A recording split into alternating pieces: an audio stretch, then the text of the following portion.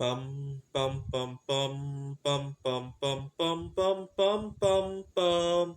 The Peter Dislike Show. Bum bum bum bum bum bum bum.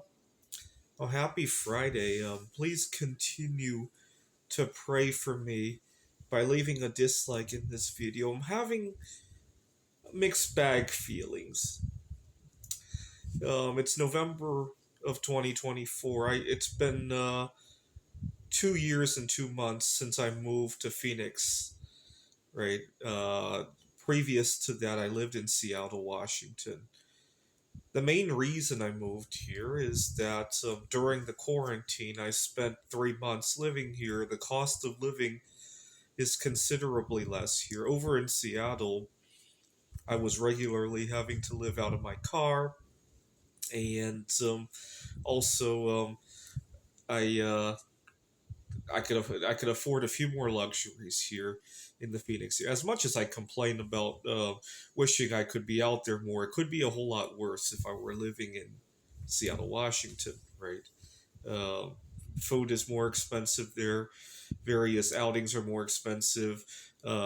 Gas is more expensive. Can't really afford to be taking many trips. Right? Although I forgot that here, I didn't really account for the fact that over in Phoenix driving a lot longer distances is much more mandatory here than over in Seattle, right? Especially because in Seattle, like I said, I was living out of my car. And so a lot of times, when I'm living out of my car, I can hang around near where I work, right? And when I wake up, I might only have to drive 2, 3 miles to get to work, right? If I live somewhere in a home here, it could be 10, 15 miles, right? So I really didn't adjust for that. When you adjust for that, it's not really that much less expensive anymore. Kind of funny, but at least I have somewhere to live now, right? Instead of living out of my car. But that's the crux of why I moved here. Also, the weather is more conducive to some of the things that I like to do. Although the heat wave kind of ruins that too, right? I really didn't think it through. But the problem is that well, why do I stay here if it didn't really jive with that? I'm going to get to that in a second. The first job I took here was kind of toxic. I talked about this in the last video, and I got to admit, I kind of compounded the toxicity by being a doormat when I first moved here. We had just reopened from COVID, and maybe I got a little bit too eager. And I learned the hard way there's a very thin line between going above and beyond in your job and becoming a doormat. The line is really thin. So I had a colleague who I thought I identified well with. It turns out he was just using it to walk all over me. He was, I want to say, in his mid 40s and had a kid and had gotten divorced. And he during the Christmas 2022 season, he took his kids to Disney, and I filled in for him. And he one day he had after the whole Disney trip. One day I was out and about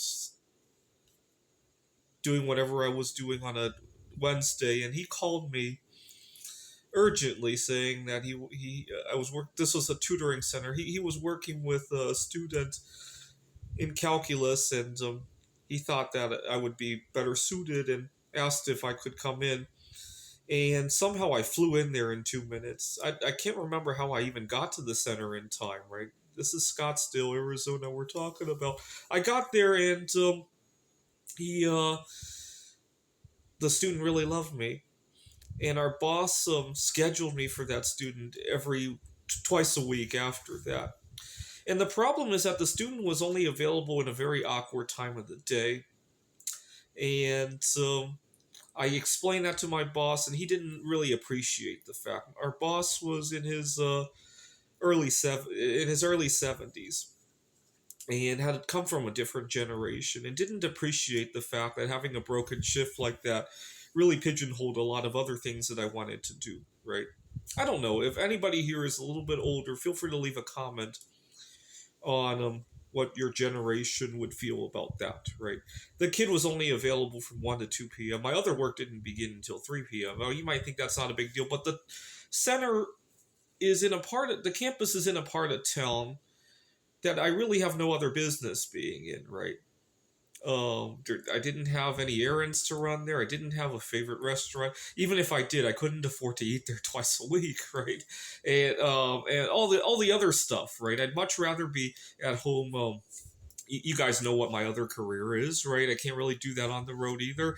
And so it just became the pigeonhole to my. Also, I was at the time I was also readjusting to I'm a recovering binge eater, and it just put a pigeonhole in everything else in my life. Let's put it that way. And my boss would not hear me out on it. He was often very busy. Why don't I just send him an email or a text? I did. Oftentimes he would not respond to that, and then I would go into the campus and he would have no time to talk. What I've learned to do is be a little bit more leading in the text message. Hey, I'm not going to be in on Mondays and Wednesdays because this time doesn't really work out. I really appreciate that the student love working with me. If the schedule changes in the future, keep me updated. I've learned to take the initiative in the text rather than, can we talk about Monday and Wednesday? This doesn't work, right? Those are very easy to ignore. But if you start off with, I'm not going to be in there, it forces the discussion, right? I've learned to be a little bit more forceful in the text. I like I said, I tried to go above and beyond to my detriment. Long story short, things like, and the last straw of why I left the job was that things like that just ate at me. There was never anything big, right? There was no sexual harassment. There was no shouting matches. No, it was all these little death by 1,000 cuts, right? The last straw of why I left the job was one day one of my students had uh, he was graduating from high school. He was talking about his first job, and he or not his first job probably, but his first time getting to manage people at work. And so I I thought our boss was out of the campus, and I was telling him, just don't be an asshole. I didn't use those words, but don't be an asshole. Like our boss doing this and not listening to me and ignoring text messages and all that. And little did I know, my boss was actually in the storage room in our campus, and he overheard all of this. And it just became really awkward. And not long after that, I landed the job at the community college where I now teach, or at least the whole system. We got several different campuses, and then I left, and now I actually do have good chemistry with, well, in large part because I stick up for myself now. It helps that my financial situation is a lot better than it was 2 years ago. Right, nowadays I'm not intimidated by the idea that I have to take the initiative with my text messages. A couple days, let me think about a situation a couple days ago. I was kind of uh, as an adjunct professor, a lot of times we don't get some information until the last minute, and I kind of texted something to the effect of, my schedule's kind of filling up at the other college. Could I hear by whatever day? And again, it forces the conversation. Even if my boss doesn't have the information by Friday or whatever day I said, it forces the conversation, right? He can't just pretend not to see the email anymore, right? In the past, I was a little bit too wishy-washy. Can I hear by whatever day? Oh, the schedule doesn't work. Can we talk about it? And meanwhile, I still continue to show up for the quote-unquote schedule that doesn't work, right? When you have an email like that, it's all too easy to ignore, especially if you have 10 other emails that are much more forceful from other people, right? Now, the problem is that I didn't always have the financial backing, right? Nowadays, first of all, I have so many opportunities. If I lose that one job, I got 5 other things to go to, right?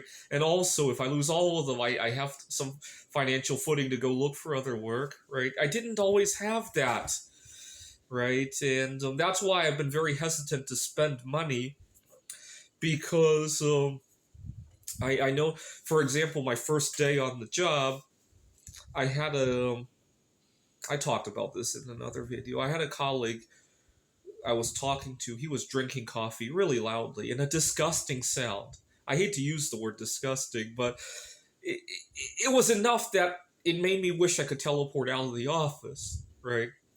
And then I reminded myself, if push came to shove, I literally could just pound my fist on the table. I'm out of here, right? And I really could have. Not that I would resort to that over a loud coffee, but the fact that I could do that made me feel way better than if I couldn't, right? Had this happened 3 years ago when we were still re-emerging from COVID, that could have been a much more uncomfortable situation than it already was, right? Now, which gets to why I want to leave Phoenix, but I can't because I don't know if I'll ever have this set of dream circumstances again, right? And I hate to disturb it while it's here. Unfortunately, I'm having a hard time making a lot of friends here, and I've had a lot of frustrations in that department. At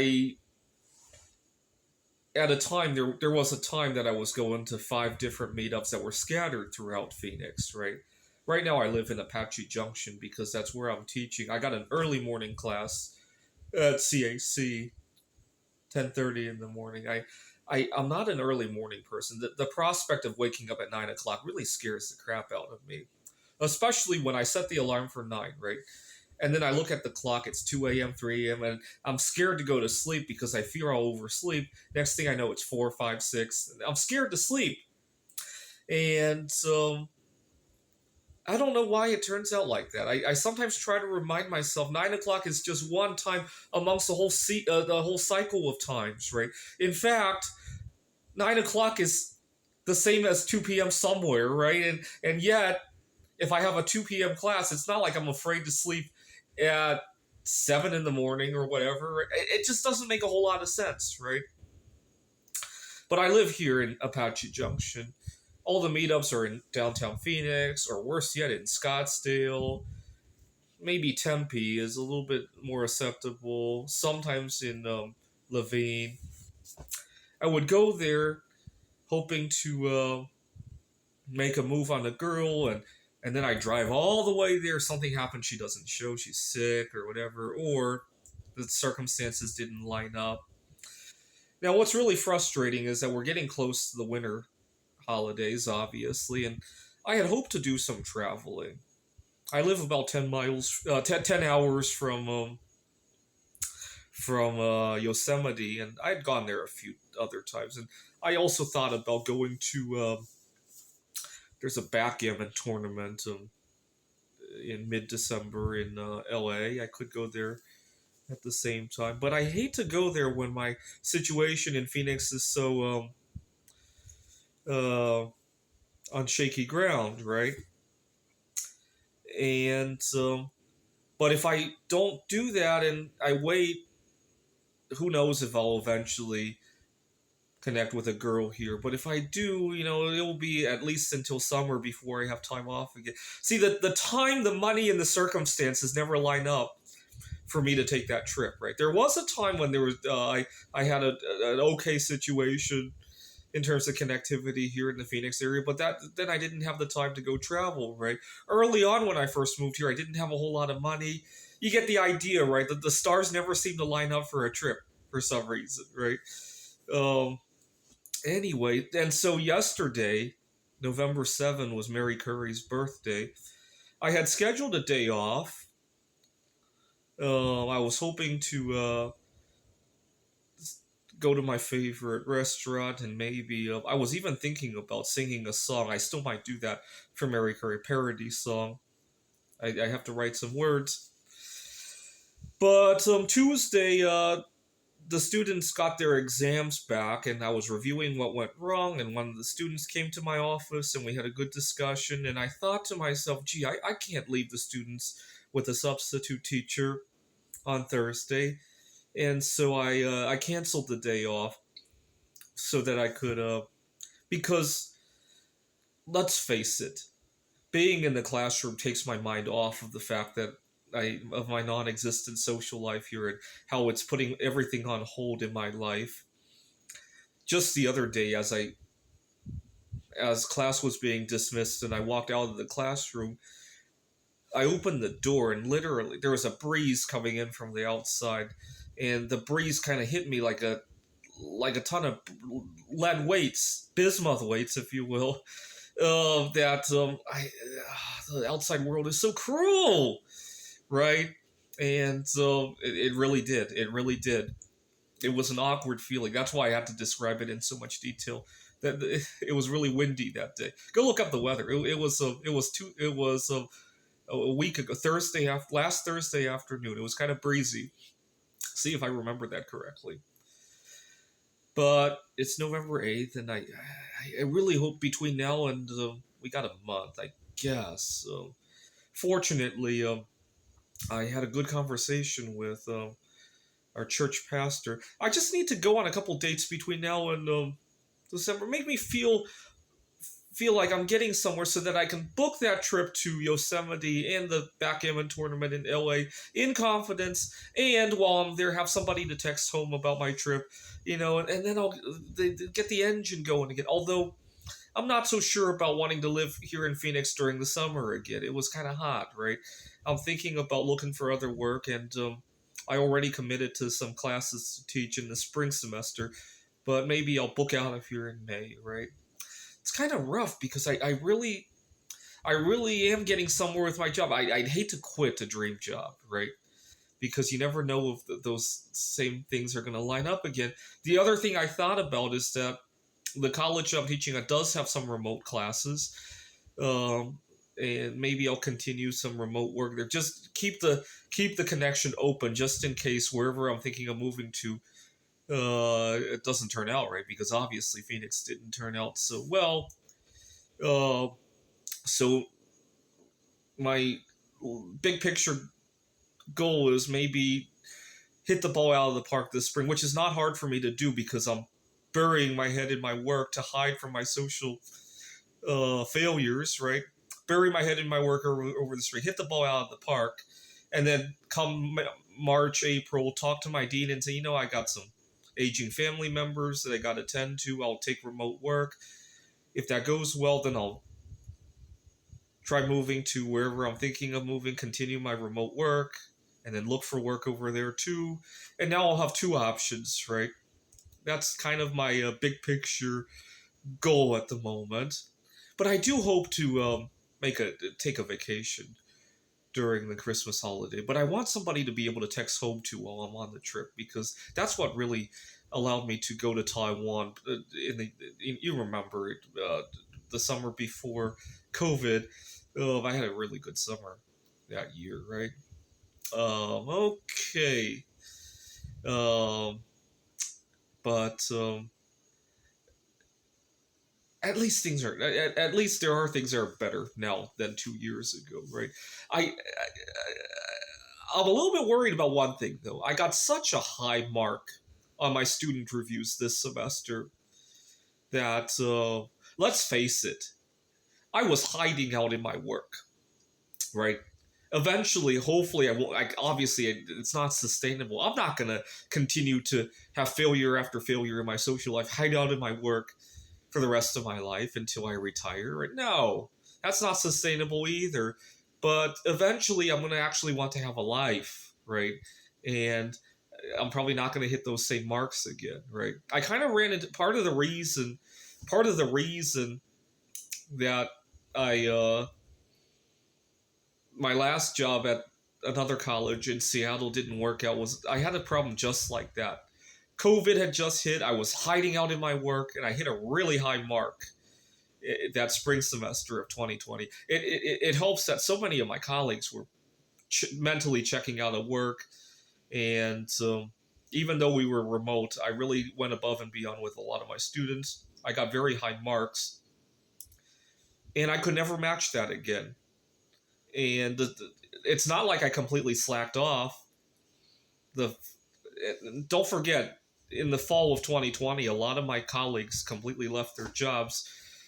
Uh, our federal government was giving them a lot of money to not work, and so I took everybody's contract. I was teaching 3, 4 courses at a time when I used to do 1 or 2, and so I was spread very thin. Not only was I spread very thin, but a lot of the students were goofing off as well, right?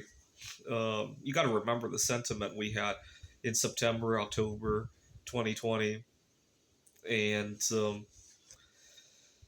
I not only that, but I had gotten a nearly perfect student review evaluation that spring, and now I was getting 3s and 4s, and I learned the hard way that you got to be careful when you get an extremely high performance review. Let's put it that way. I'm gonna have to think what to do about this at the current moment, because it's one thing that it's high, but it's kind of high for an unsustainable reason, right? And I'll have to think about how to fix that situation and make sure to set the expectation correct, right? All right, please pray for me. This is the Peter Dislike Show. Bum bum bum bum bum bum bum bum bum bum bum bum. The Peter Dislike Show. Bum bum bum bum bum bum bum.